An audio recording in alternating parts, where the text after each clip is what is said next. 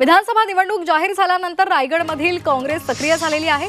पक्ष निरीक्षकांनी अलिबागमधील काँग्रेस भवनामध्ये बैठक घेतली, कार्यकर्त्यांची मतं जाणून घेतली, त्यांना प्रशिक्षण दिलं, तर महाविकास आघाडीने काढलेल्या गद्दारांचा पंचनामा या पुस्तिकेचंही प्रकाशन केलं।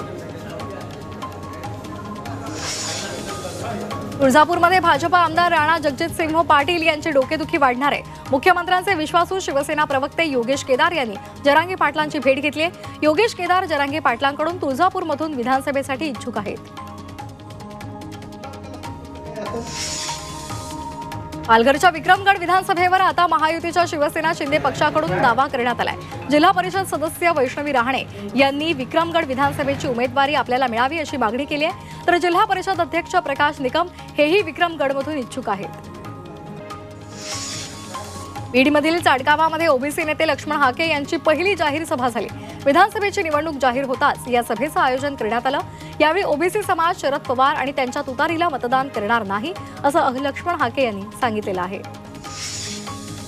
महाविकास आघाडीमध्ये समन्वय राहिलेला नाही, यापुढे किती राहील हे सुद्धा सांगता येत नाही असं म्हणून शिवसेना शिंदे पक्षाचे भरत गोगावले यांनी महाविकास आघाडीवर टीका केली।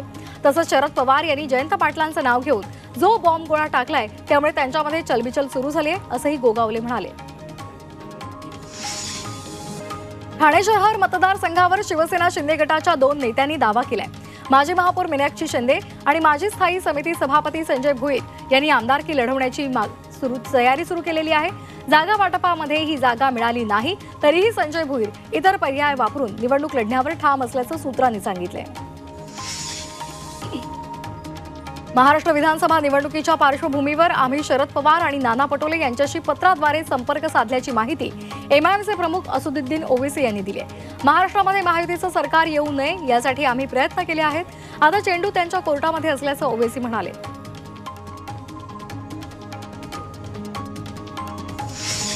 इंदापूर विधानसभा मतदारसंघात महाविकास आघाडीमध्ये बिघाडी होण्याची शक्यता आहे। राष्ट्रवादी शरदचंद्र पवार पक्षाचे प्रवीण माने हे अपक्ष निवडणूक लढण्यावर ठाम असल्याची माहिती सूत्रांकडून मिळते।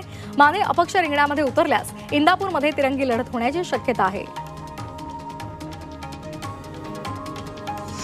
अहिल्यानगरच्या संगमनेर मतदारसंघातील दौरा अर्धवट सोडून बाळासाहेब थोरात तातडीनं मुंबईमध्ये दाखल झालेत। विदर्भातील जागा वाटपावरून नाना पटोले आणि खासदार संजय राऊत यांच्यामध्ये वाद निर्माण झाला, त्यावर पडदा टाकण्याचा प्रयत्न काँग्रेस पक्षश्रेष्ठींकडून सुरू आहे। माजी खासदार नवनीत राणा विधानसभा निवडणुकीच्या रिंगणामध्ये उतरणार असल्याची माहिती सूत्रांनी दिली आहे। त्यांना दर्यापूर विधानसभा मतदारसंघातून उमेदवारी मिळण्याची शक्यता आहे। नितेश राणे यांच्या त्रासाला कंटाळून शिवसेना उद्धव बाळासाहेब ठाकरे पक्षामध्ये प्रवेश केल्याचं राजन तेली यांनी सांगितलेलं आहे। त्याचबरोबर पक्षानं जबाबदारी टाकल्यास सावंतवाडीमधून विधानसभा निवडणूक लढवण्यास इच्छुक असल्याचंही त्यांनी सांगितलंय। कल्याणमध्ये महायुतीमध्ये बिघाडी होण्याची शक्यता आहे। गणपत गायकवाड यांच्या कुटुंबामध्ये उमेदवारी दिल्यास अपक्ष म्हणून निवडणूक लढवण्याचा निर्धार महेश गायकवाड यांनी व्यक्त केलेला आहे। काही महिन्यांपूर्वीच महेश गायकवाड यांच्यावर गणपत गायकवाड यांनी पोलीस ठाण्यामध्येच गोळीबार केला होता। महादेव जानकर महायुतीमध्ये परत येतील असा विश्वास भाजपचे प्रदेशाध्यक्ष चंद्रशेखर बावनकुळे यांनी व्यक्त केलाय। जानकर महायुतीमधील महत्त्वाचे नेते आहेत, त्यामुळे त्यांच्याशी पुन्हा चर्चा करू असं बावनकुळे म्हणाले।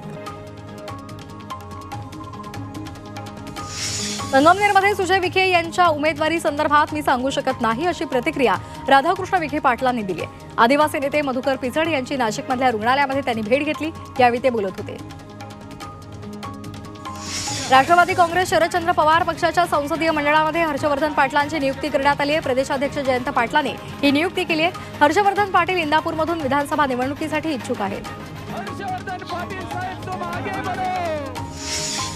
समाजवादी पार्टीचे राष्ट्रीय अध्यक्ष अखिलेश यादव मालेगावच्या दौऱ्यावर आले होते। मालेगावमध्ये त्यांचं जंगी स्वागत करण्यात आलं। यावेळी सपाचे अबू आझमी आणि त्यांचे खासदारही त्यांच्यासोबत उपस्थित होते। संगमनेरमध्ये काँग्रेस नेते बाळासाहेब थोरात यांना भाजपनं मोठा धक्का दिलाय।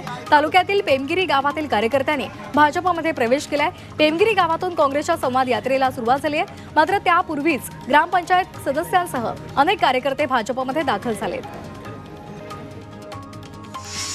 सांगोल्यातील नेते दीपक साळुंखे यांनी अखेर शिवसेना उद्धव बाळासाहेब ठाकरे पक्षामध्ये प्रवेश केलेला आहे।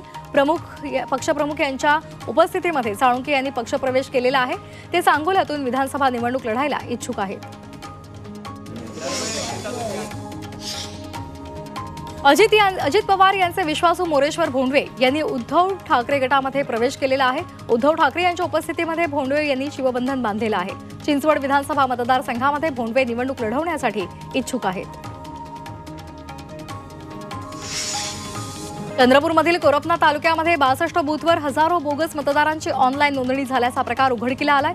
हजारो परप्रांतीयांची नावं, मोबाईल क्रमांक आणि पत्ते हे खोटे असल्याचं समोर आलंय। निवडणूक आयोगाच्या प्राथमिक चौकशीमध्ये धक्कादायक प्रकार समोर आलाय।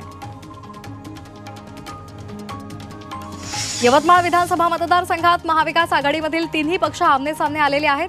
राष्ट्रवादी शरद पवार पक्षाचे माजी आमदार संदीप बाजोरिया यांनी मीच आमदार म्हणून निवडून येणार असं म्हटलेलं आहे। तसंच राष्ट्रवादी सोबतच काँग्रेस आणि ठाकरेंच्या शिवसेनेनेही दावा केलेला आहे। अजय महाराज बारसकरांच्या घरामध्ये 2 मद्यधुंद तरुणांनी धुडगूस घातला। अहिल्यानगरच्या बोल्हेगाव फाटा इथं हा प्रकार घडलाय। या मद्यधुंद तरुणांनी बारसकरांच्या शेजारी राहणाऱ्या व्यक्तीलाही मारहाण केली आहे। संत तुकाराम सहकारी साखर कारखान्यामध्ये 27व्या बॉयलर अग्निप्रदीपन सोहळा संपन्न झालेला आहे। गणित हंगामाला सुरुवात करण्यापूर्वी बॉयलर पूजन पार पडलेलं आहे। यावेळी कारखान्यामध्ये 5 तालुक्यातील बहुतांश शेतकरी उपस्थित होते। अकोल्यामध्ये मुसळधार पावसानं हजेरी लावली। शहरामध्ये तापमान 35°C पर्यंत पोहोचल्यामुळे नागरिकांना उन्हाचे चटके सहन करावे लागत आहेत। तसंच अचानक पडलेल्या पावसामुळे वातावरणामध्ये गारवा निर्माण झालाय। वाशिम जिल्ह्यातल्या पीक नुकसानीचा मदत निधी आचारसंहितेमुळे अडकलेला आहे। यामुळे 40,656 शेतकऱ्यांना आर्थिक फटका बसलेला आहे। शेतकऱ्यांना ऐन रब्बीच्या पेरणीसह सणासुदीला मदतीपासून वंचित राहावं लागण्याची शक्यता आहे।